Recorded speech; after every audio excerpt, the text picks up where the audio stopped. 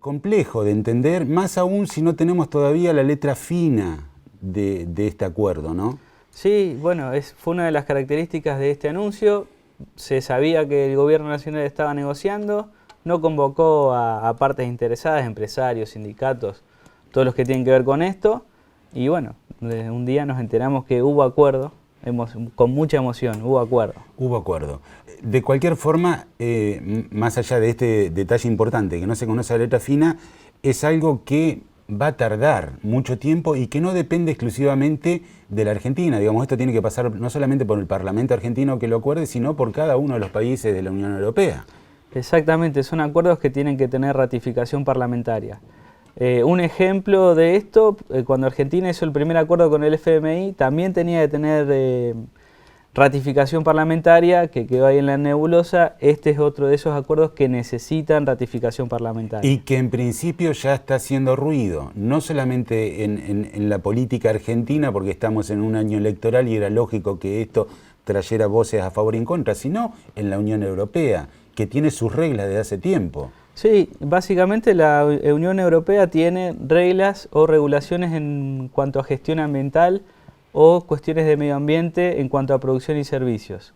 Lo que se cuestiona, digamos, desde ese punto de vista es la responsabilidad de los países en el cambio climático o la generación de gases de efecto invernadero.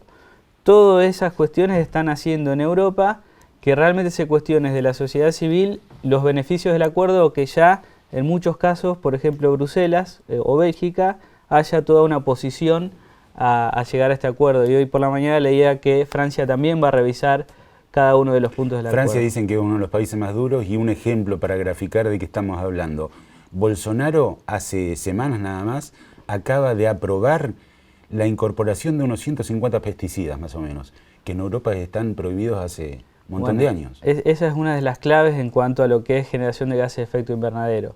Argentina, Brasil, los grandes productores sudamericanos de commodities agropecuarios generan muchos gases de efecto invernadero.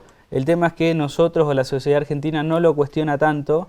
Bueno, sí se cuestiona hace tiempo y en buena hora el uso de agroquímicos, pero no la consecuencia directa del uso intensivo de energía, que son estos gases y sus consecuencias en el cambio climático. Daniel, como para tratar de entender y saber cuál es la base, digamos, con lo que contamos los argentinos como para encarar esto, trajiste algunas placas, sí. Vamos a ir a la primera placa y nos explicás de qué se trata. Bueno, una cosa importante para tratar de comprender qué posibles consecuencias puede tener esto es conocer la estructura productiva de la Argentina. Lo que se ve en pantalla es el promedio de la generación de empleo o la participación de empleo desde los últimos 20 o 21 años. Lo que salta ahí, recalco esto porque no es el último año ni los últimos 5, estamos hablando de 21 años. El mayor empleador o empleo que más genera empleo de calidad es la industria manufacturera. La industria. La industria. Lo que nos dedicamos a destruir en los últimos 3 años y medio. Exactamente. Y lo que se ve en el gráfico es lo que caracteriza a la economía argentina o la estructura productiva argentina, que es una estructura heterogénea. Tiene una parte de productiva y mucha parte de servicios. Cuando una economía o una estructura es homogénea, hay mucho empleo generado por la parte productiva y en menor medida por servicios. Entonces, eso nos da la pauta de que puede haber consecuencias por el lado del empleo en el sector productivo. Habrá que ver cómo se desenvuelve en el tiempo, pero en los últimos años tenemos casos concretos en la economía argentina de este tipo. Bueno, y esto depende, digamos, cada país que entra tiene que tratar de hacer equilibrio precisamente en lo que se llama la balanza comercial. ¿Cómo estamos con exportaciones e importaciones en la República Argentina a partir del siguiente gráfico?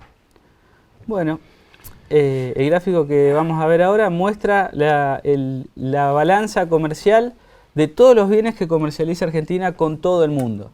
Recalco esto de todo el mundo porque no hace mucho tiempo atrás se decía Argentina es una economía cerrada, no estamos integrados al mundo y otro tipo de opiniones.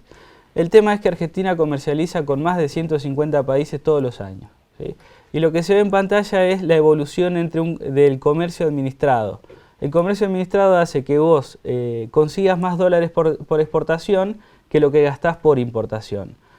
Eso es una administración de comercio que han hecho todos los países a lo largo de la historia. Lo que nosotros conocemos como países desarrollados, Estados Unidos, la Unión Europea, los países del sudeste asiático, han hecho esto hace 40, 50 años atrás.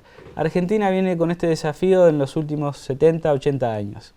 Y no es fácil de hacer, ¿sí? Y para eso existen ciertas medidas de comercio exterior que lo que viene a ser un tratado de libre comercio como el que se anunció, viene a eliminar esas regulaciones de comercio exterior.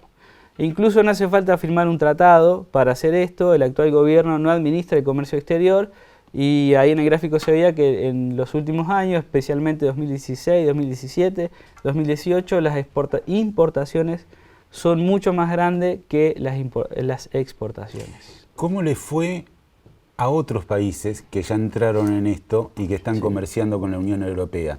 El siguiente gráfico lo va a mostrar. Bueno, en el gráfico que se va a ver es una manera de abordar cuáles serían las consecuencias de esto. Ahí vemos varios países. La consecuencia es que terminan teniendo una balanza comercial negativa respecto de la Unión Europea y en mucha más medida, digamos, que si hubiesen comerciado por fuera de un tratado de libre comercio.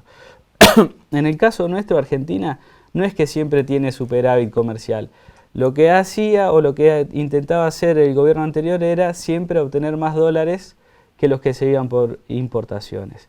Entonces, acá tenemos países que nosotros o algunos políticos locales toman como medio como referencia, sí. Chile entre ellos. Chile, ¿no? Y México, exactamente, son países que ya tienen tratados de este tipo y lo que se ve en el gráfico es una de las consecuencias.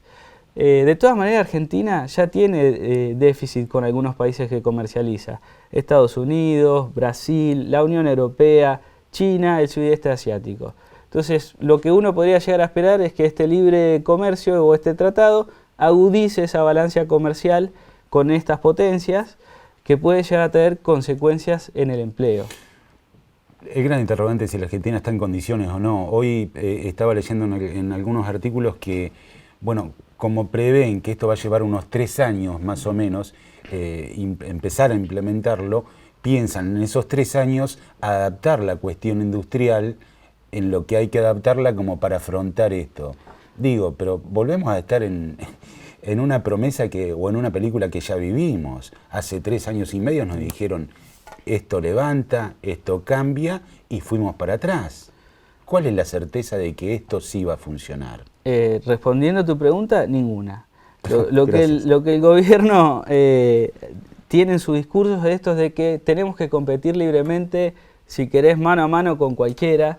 Y la verdad que no es así, porque las otras economías son mucho más grandes que la de Argentina. Pero más allá de que sean grandes o no, ¿cómo ponés a competir una industria argentina con la presión fiscal que tiene para que sea competitiva con una de afuera? Es que no pasa solamente por presión fiscal, ¿sí?